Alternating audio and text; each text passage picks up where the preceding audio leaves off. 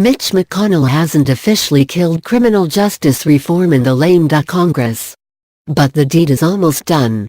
Senate Republicans left Washington on Thursday afternoon without discussing the matter at two-party lunches this week, according to two GOP senators, a reflection of both the bill's fading prospects and the awkward divide it's fueled within the Republican Party. McConnell has told Republicans there's almost no window to take up the bill and debate it on the floor this year, according to multiple GOP sources.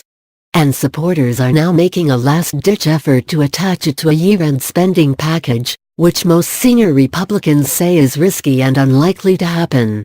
Each passing day they get less, said Senator Rand Paul, R. Kentucky, of the bill's chances. We're still lobbying Senator McConnell. He has all the power to allow it or not allow it. The people who hate the bill are having their way, said another Republican senator. Inaction is a lot easier than action around here. The fortunes of the sentencing and prison reform bill among Republicans have risen and fallen as sharply as the stock market in recent days. One day opponents of the measure will think they have finally won, only to see advocates secure another co-sponsor.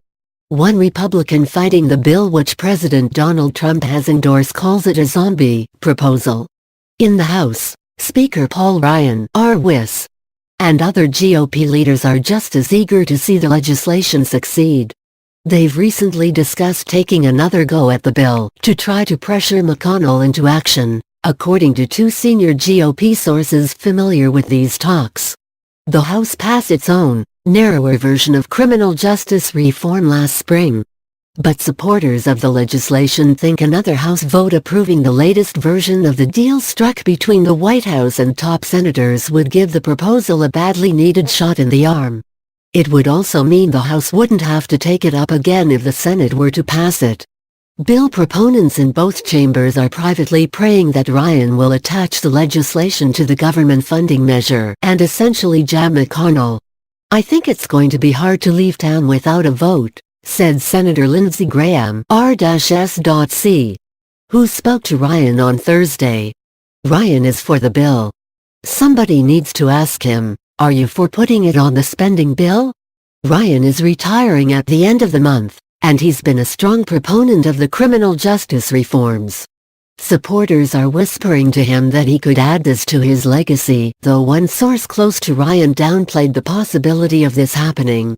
If the Senate brought up the bill for a vote now, it would surely pass, but not before revealing a painful Republican split between law and order hardliners and reformers.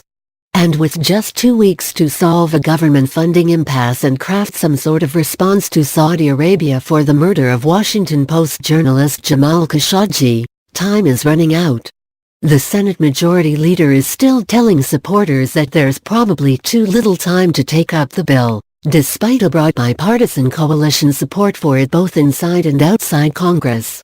And Trump is leaning on McConnell, albeit quietly, telling him in several phone calls over the past month that he'd like to see the bill passed before Democrats take the House, according to a person familiar with the calls.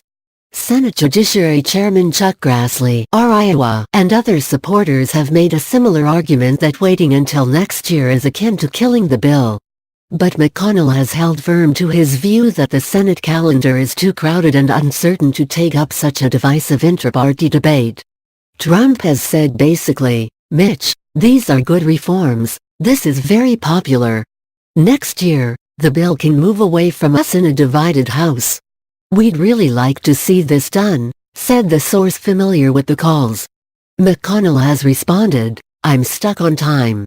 McConnell and other GOP leaders have also told Republicans they could take the legislation up next year given Democratic interest in the subject.